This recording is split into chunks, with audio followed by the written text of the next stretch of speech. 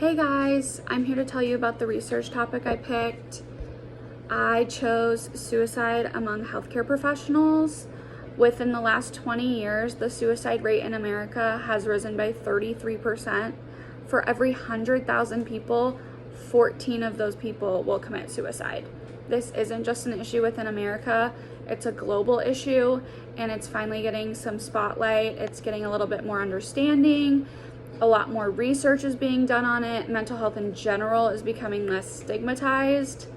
But some of the risk factors that healthcare professionals specifically go through is going to be burnout, which can be contributed to workload demands, understaffing, difficult admission processes, dealing with insurance companies, patients having to deal with insurance companies that ends up negatively impacting nurses because the patient is upset over something the nurse has no control over.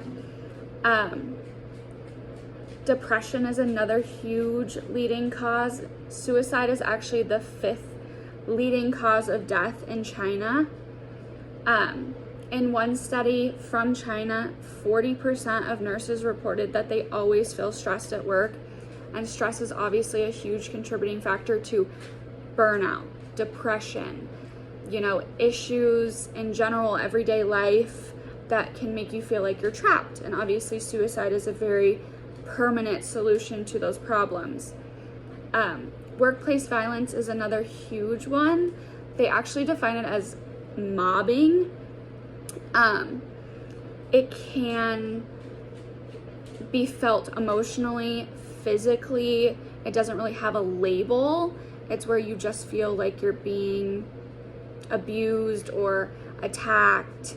And nurses feel this immensely. Actually, out of 658 of them, 62% experienced some form of mobbing behavior within the last year in their workplace.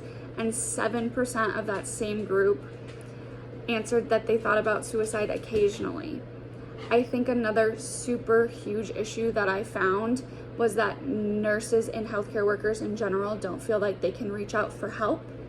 Mental health is super stigmatized these days.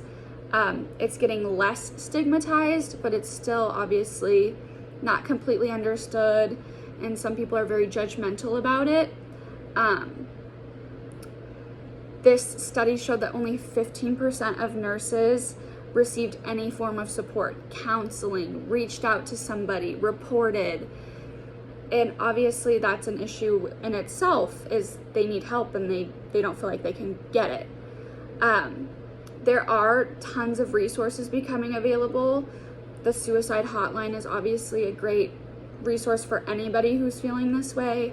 There's one specific charity for a nurse named Laura who actually committed suicide, and her family started a foundation to help other nurses so they didn't feel like this was the end and they had no way out, basically. And then support groups. Everything is done online now. You can always do your research, find a couple, reach out, be anonymous so you don't feel like it can come back on you. And honestly, if you're feeling this way, just reach out for help. Nobody is judgmental, especially your other nurses. They understand what you're going through. And if you feel the need to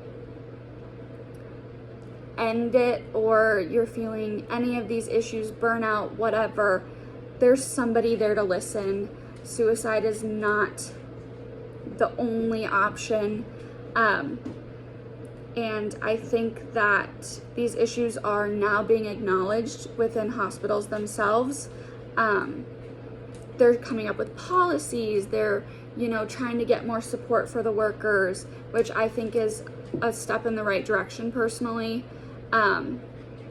It's being acknowledged, and I guess at the end of the day, that's all anybody can hope for, is that people are understanding and seeing that it's a trend that needs to be stopped.